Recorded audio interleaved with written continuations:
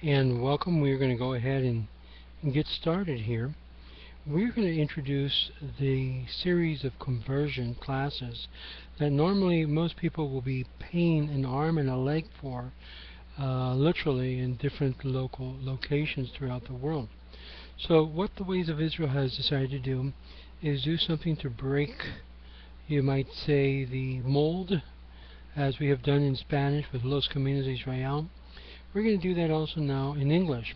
So what are we going to do? We're going to basically offer the same classes that most of you pay arm and a leg for, somewhere anywhere from $200 and $400. Matter of fact, I know a particular class session here in Hollywood where the person that's in charge charges $400.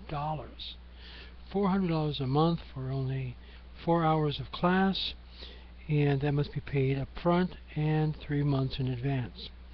That gives you an idea of what we're dealing with when we talk about conversion into Judaism and the big racketeering that's taking place throughout the country with monies and so forth.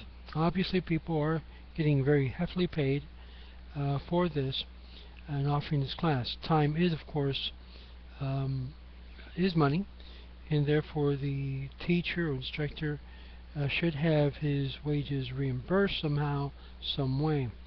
We believe, and I believe thoroughly, that as you begin to learn these classes for conversion, you realize the value that you're learning here through the Ways of Israel, and we do not charge.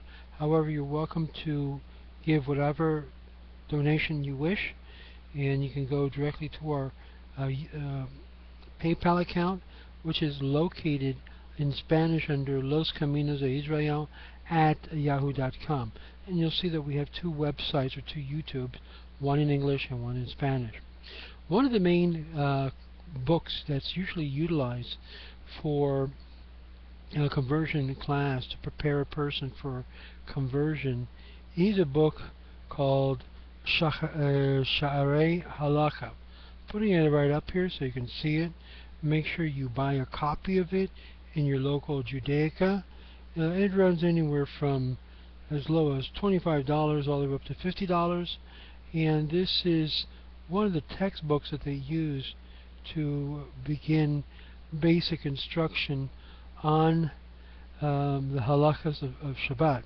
As a matter of fact, there's a gentleman here in Florida that if you know the whole entire book and within a 1-year process and you know it inside out, with a recognized Bet Din here in South Florida, of course he's going to charge, and he's charging $700 a month for a 1-year program, intensive program. So you figure, do the math, you'll have an idea of what is the whole curriculum costing. And of course he processes it through a Bet Din that's recognized in Israel.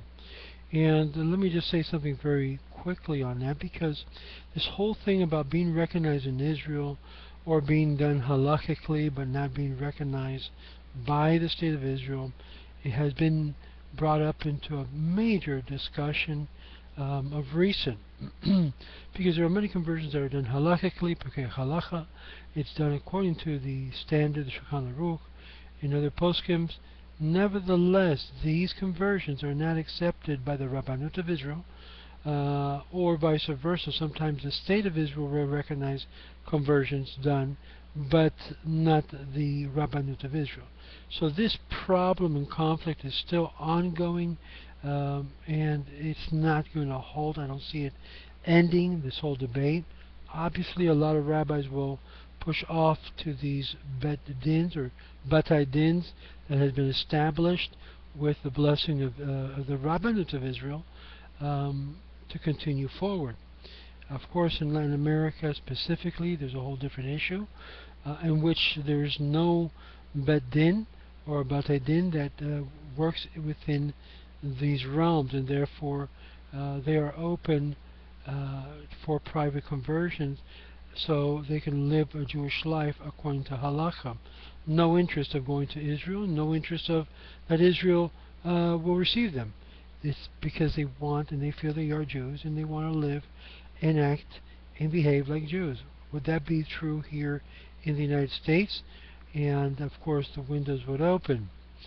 Now let me just say a couple of this. The conversion industry is a business, a major big business. It is a big business as a big business would be even in the kashrut industry. Both are filled with all types of monopoly and politics and ugly things behind the scene. So don't be surprised if you knock on the door of a rabbi and they refer you to Bet Din Kavua, an established Bet Din that supposedly is established in different communities, that you will not confront this type of high-handed, strong-armed position. Those of you who have seen my videos will understand that the only way you are to discourage a prospective convert, because really it's even from based on the book of Ruth, which is where they raise the issue of discouraging a convert at least 3 times. There is no true biblical basis for rejecting them except what they base themselves on the book of Ruth, and even that Ruth really didn't reject Naomi, but rather softly discouraged her, and after 2 times she stopped persisting, which obviously today they go beyond 3 times. They go even beyond just showing the difficulties of keeping the Jewish laws, and even sometimes humiliating a person, which there's no basis to do that, not even halakha. But nevertheless, these are some of the things that are ongoing, and you'll find in different communities taking place in different reasons. Now, one of the things that we're going to be looking at real briefly, and again, this is just a mere introductory video to encourage people who wish to subscribe to the website, which is youtube.com/Ways of Israel, because we are going to start learning the halachot Shaarei Halachah, a summary of the law for Jewish living, which is based upon the work of Rabbi ZE'EV GREENWALD. Now keep in mind, if you are thinking to take upon the Sephardic MINHAG, well, I would not recommend this book. Mainly because this MINHAG is primarily Ashkenaz, non-Sephardic, but you could still learn a lot from it because a lot of it is also applicable to the Sephardic community. For the Sephardic MINHAG, I would recommend a completely different book than this one. Obviously, I would recommend the Shulchan Aruch, Yakut Yosef as a good start for the daily routine, and different other areas. Now, what the first part of the book, the first content, will deal with the daily routine of the Jewish person, rising in the morning, introduction to prayer, the blessings of the morning blessings, the preparations for prayer, minyan, synagogue, the mitzvah of tzitzit, the mitzvah of phylacteries or tefillin. You also have the morning service that we'll be covering. That's part 1. Obviously, you also have mincha and ma'ariv or arbit. Now, part 2 will be dealing with the blessings, expressing our gratitude to the Creator, and that will be part 2, and that covers the general halachas of pertaining to blessings. It also includes the issues of netilat yadayim and hamotzi on bread. So it's going to be dealing with the different blessings. It also deals with Birkat Hamazon, grace after meals, and the 13 blessings recited before enjoying of food or fragrance. We're going to be covering that as well. In addition to the after blessings that's recited afterwards, or the after the eating, called Berachot Achronot, blessings recited after eating. We're going to also see other blessings in part 2 of this book. So this class is going to be basically on the book. So obviously you need to buy the book so you can follow along with what we're going to be teaching. Part 3 will be dealing heavily in Shabbat, or as the Ashkenaz would say, Shabbos. And we're going to be looking at in Shabbos the preparing for Shabbos, the lighting of the candles, Friday night, Shabbos day. We're going to also be looking at Motzei Shabbat. We're going to look at the 39 prohibited works on Shabbat or Shabbos, and among those you'll see some of the areas. We're going to also look at the 4 In part 4 of the book, we're going to be looking at the festival and special days in the Jewish calendars. Obviously, we have such holidays as the halachot pertaining to Yom Tov, the halachot pertaining to Rosh Chodesh, the new moon, the halachot regarding Rosh Hashanah, the Day of Judgment or New Year, the halachot pertaining to the public fast days. We're going to look also about the halachot of the 10 days of repentance. We're going to look also at the halachot of Erev Yom Kippur, the day before Yom Kippur.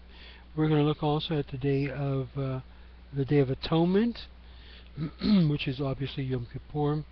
We're going to look at Sukkot, Shemini Atzeret, and Simchat Torah in this part 4 of the book.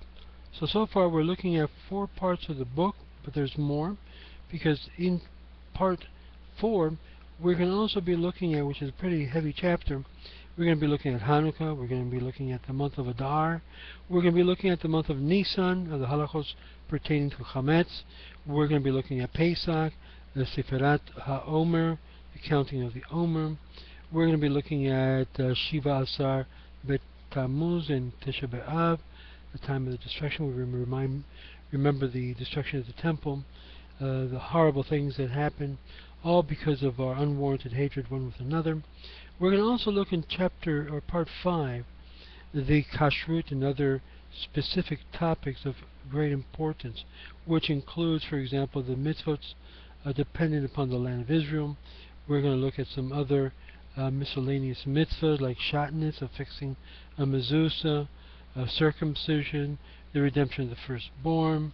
We're going to also look at the halachot pertaining to mourning, when a person passes away.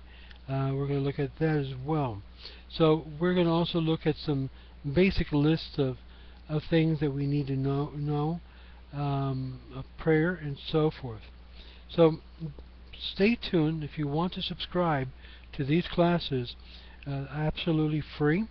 And the title of these classes is a summary of the laws for Jewish living, Shaarei Halachah, the gates of Halachah. This is like a primer course, lesson or series of lessons for those who are entering into the conversion.